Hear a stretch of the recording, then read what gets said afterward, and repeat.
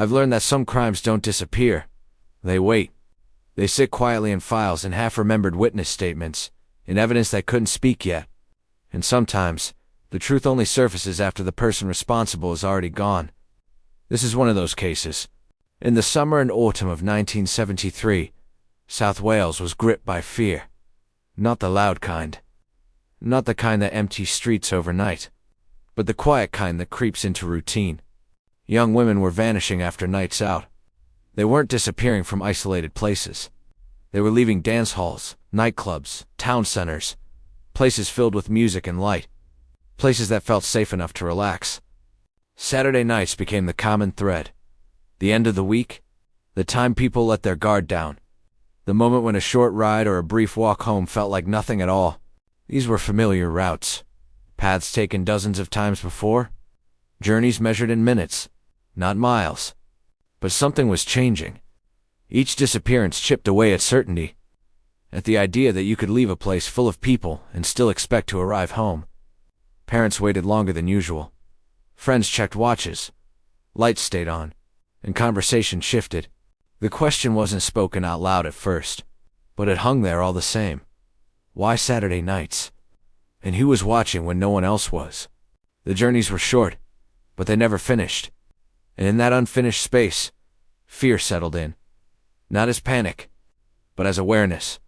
The kind that lingers. The kind that doesn't leave once it arrives. The man responsible was Joseph William Kappen. At the time, he was just another name on a list. Decades later, he would become something else entirely. The first serial killer in history to be identified after death through familial DNA profiling. 16-year-old Sandra Newton disappeared on the night of July 14, 1973. She had been out in Britain Ferry, a normal Saturday night. She never came home. 3 days later, her body was found in a ditch near Tonemore. She had been assaulted, strangled, killed using her own skirt. That detail mattered, because strangulation is intimate. It requires proximity, time, control. At the time, police didn't yet know this wasn't an isolated crime, but the pattern had already begun. On September 16, 1973, two best friends went missing. Both 16 years old. Geraldine Hughes, Pauline Floyd. They'd been at the top-ranked nightclub in Swansea, like countless others before them. They decided to hitchhike home. A common decision at the time. One that didn't feel dangerous. Witnesses later reported seeing the girls get into a light-colored car, believed to be a Morris or Austin 1100. That detail triggered one of the largest manhunts Wales had ever seen. The next morning, both girls were found dead in woodland at Landarsea. They had been assaulted, strangled, left together. At that point, police knew. They weren't dealing with chance. They were dealing with pattern. Police interviewed more than 10,000 owners of Morris and Austin 1100 vehicles. Every lead followed. Every address visited. Joseph Kappen was one of those men.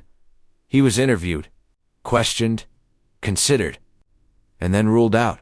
Why? Because on paper, Joseph Kappen looked impossible to place at the scene. His car was found on blocks. No wheels. Stationary. Exactly where it should have been if his story were true. Kappen told police the vehicle wasn't roadworthy, that it hadn't been driven, that it couldn't have been driven. And in 1973, that explanation carried weight. Investigators had no immediate way to verify movement beyond what was physically in front of them. If a car couldn't roll, it couldn't be used. Or so it seemed.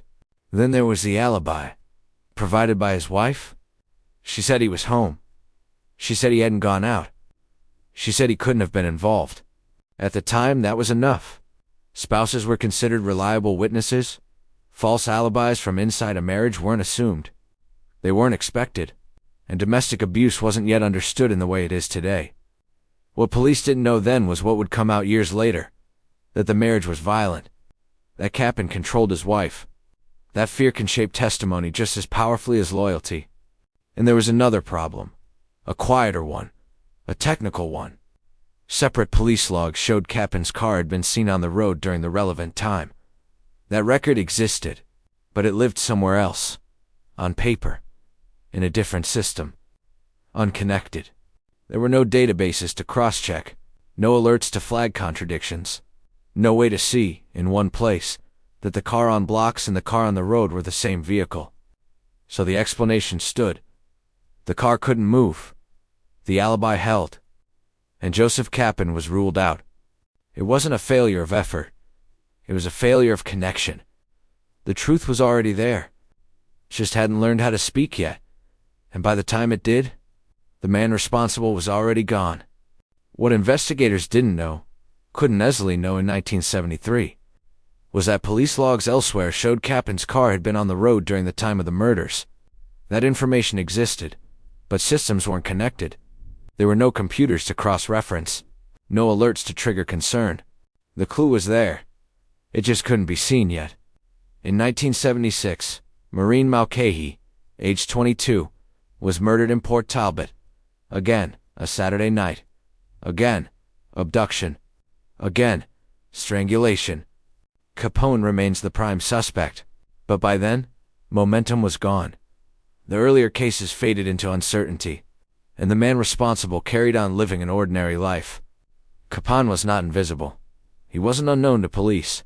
He had more than 30 criminal convictions. Theft, violence, assault. He worked as a lorry driver, a bus driver, a nightclub bouncer, jobs that gave him access, movement, and familiarity with late-night environments. People who knew him described him as a loner, a thug, unpredictable. Years later, his wife would testify to years of domestic violence. Not isolated incidents, not moments of anger that passed, but a sustained pattern. She spoke of control, of intimidation, of living inside a relationship where fear shaped everyday decisions, where saying the wrong thing carried consequences, where obedience wasn't requested, it was enforced. She described sexual assault within the marriage, something rarely named at the time, something even less often believed. In the 1970s, those experiences were not framed as crimes. They were dismissed, minimized, absorbed into silence. That silence matters, because it helps explain the alibi she gave, why she stood in front of police and said he was home, why she protected a man who was harming her. Control doesn't end at the front door. It follows you into conversations, into decisions, into moments where telling the truth feels more dangerous than lying. When investigators later revisited her testimony, it reframed everything. Not as deception born of loyalty, but as survival shaped by fear. This wasn't a woman covering for a husband out of devotion. It was a woman navigating a system that didn't yet understand coercion, didn't recognize how power operates behind closed doors. And when you place that reality alongside the crimes, the pattern becomes clearer. Control over his wife, control over his victims, control exercised through proximity, force, and silence. None of it was accidental. None of it was compartmentalized. It was the same behavior, expressed in different spaces. One hidden in a home, the other revealed in the worst possible way. Understanding that doesn't change what happened, but it explains how warning signs were missed, and why for years the truth stayed buried, not just in evidence files, but in fear, waiting for a moment when it was finally safe to speak. None of that proved murder, but it fit the pattern investigators would only fully understand decades later. In 2001, forensic science did something it had never done before. It looked sideways. Dr. used a revolutionary method called familial DNA profiling. Instead of searching for an exact match, he looked for partial ones, relatives. That search produced something extraordinary.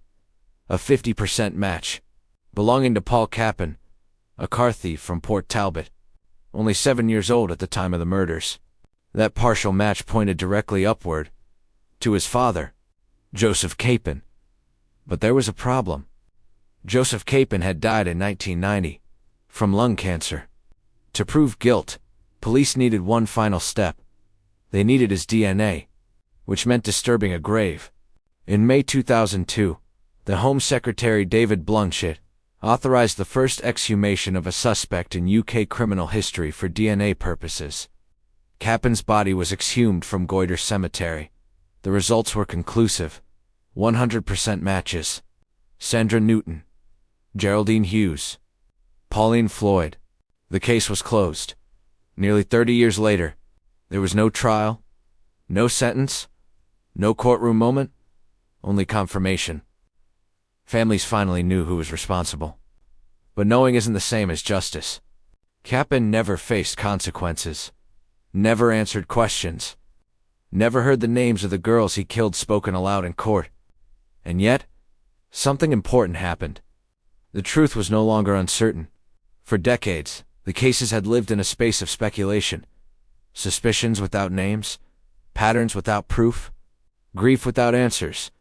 Families were left carrying questions that had no place to land. Certainty changed that.